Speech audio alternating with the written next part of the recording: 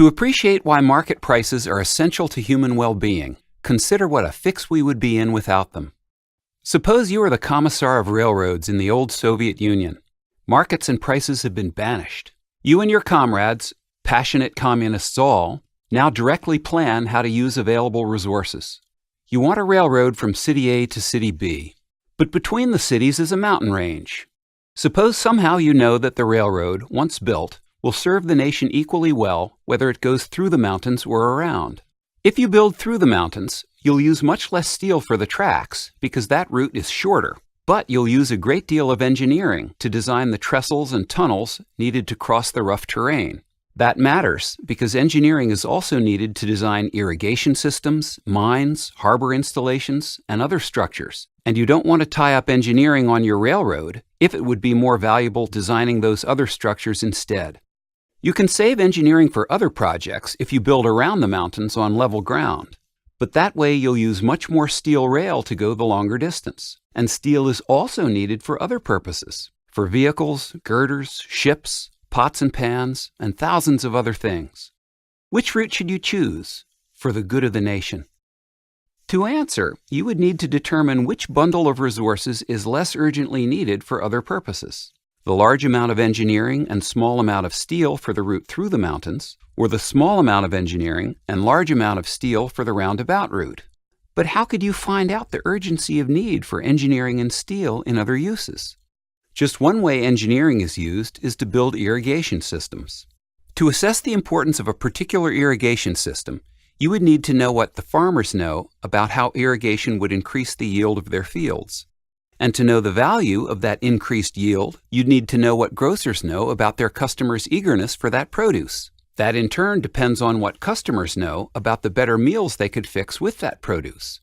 How would you find all this out? Just one way to use steel is to build new trucks.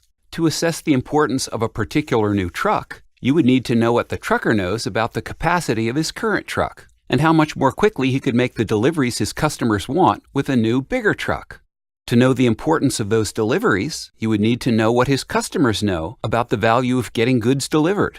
That in turn depends on what still others know about the uses of those goods at their destinations.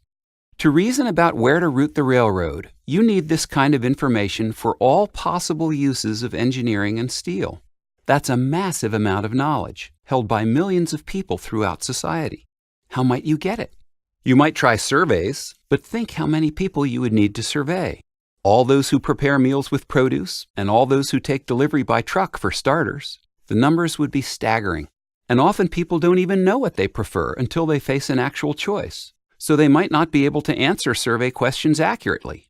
Even if they could, by the time the surveys were returned and processed, much of the information would be out of date. And even if you could get complete and timely information about what everyone knows that's relevant to every use of steel and engineering, you would still need to deduce from it where to build the railroad. How would you begin to make sense of that mountain of data?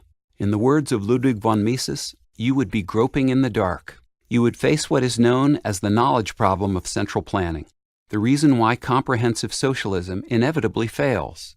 Central planners cannot get the knowledge they need in order to plan effectively. You, Commissar, simply cannot know on what projects scarce resources should be used for the good of the nation. But now change the thought experiment. Imagine that, somewhere in the market economy part of the world, you are the chief operating officer of a railroad company. You work not for the good of the nation, but to generate profits for your firm. You want to run a railroad line from city C to city D. Again, there's a mountain range between them. Now how do you decide on the route? You'd choose what's cheapest. You would calculate the total cost of each route, for each one multiplying the amount of engineering required by the price of engineering, and adding that to the amount of steel required times the price of steel. Then you would choose whichever costs your company less. You might give no thought at all to the good of the nation, or society as a whole. But, and here's the marvel, by choosing the route that is cheapest for your company, you would thereby choose the route that's best for society. You would use the bundle of resources that's least urgently needed for other purposes. Why? Because those market prices you calculate with reflect the urgency of need for engineering and steel in all their alternative uses. For example, Suppose customers wanting tastier meals would buy better, more expensive produce if it were on the shelf of their local grocery. In effect, they're offering grocers more for produce, so the grocers will offer farmers more for produce. So the farmers whose yields would be sufficiently improved by irrigation will offer more for irrigation systems, and those who build irrigation systems will offer engineers more to design them. Now that designing irrigation systems pays engineers better, people who want to hire engineers for other projects, such as railroads, will have to offer them at least as much to make it worth their while.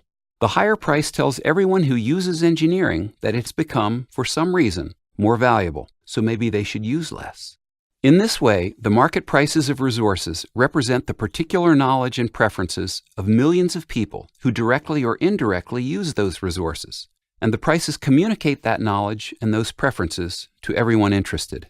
Only with market prices to communicate this vast amount of human knowledge to us can we calculate the least costly ways of producing the things we want, coordinate our activities with the activities of others, use resources where society values them most, and thereby satisfy as many human wants as possible.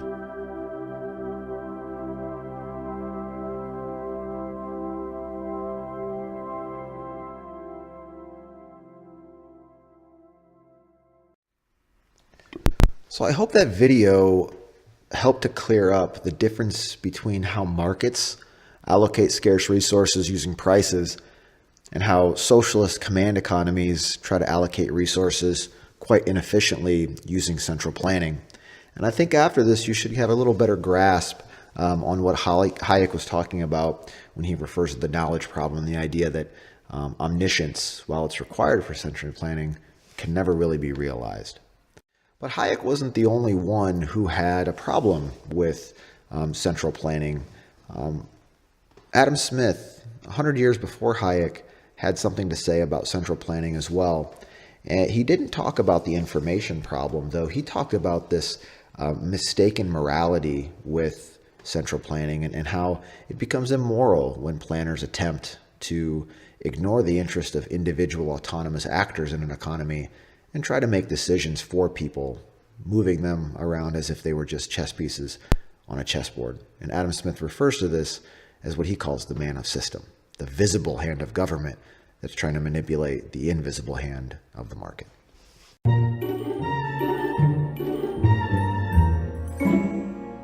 One important, great, and famous passage from the Theory of Moral Sentiments involves what Smith calls the man of system.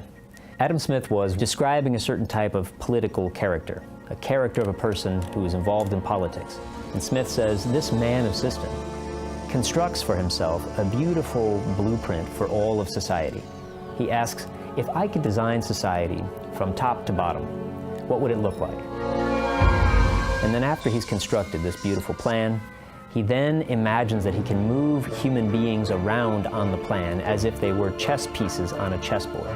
What Smith says is that such planners forget that each of the human beings has a principle of motion all his own. They aren't mere chess pieces that you can push around. They move around all on their own. So the wise legislator is the one that understands that these are not chess pieces. These are human beings with principles of motion all on their own. This is an important lesson to keep in mind when we're thinking today about what kinds of leaders are appropriate to a society of free individuals.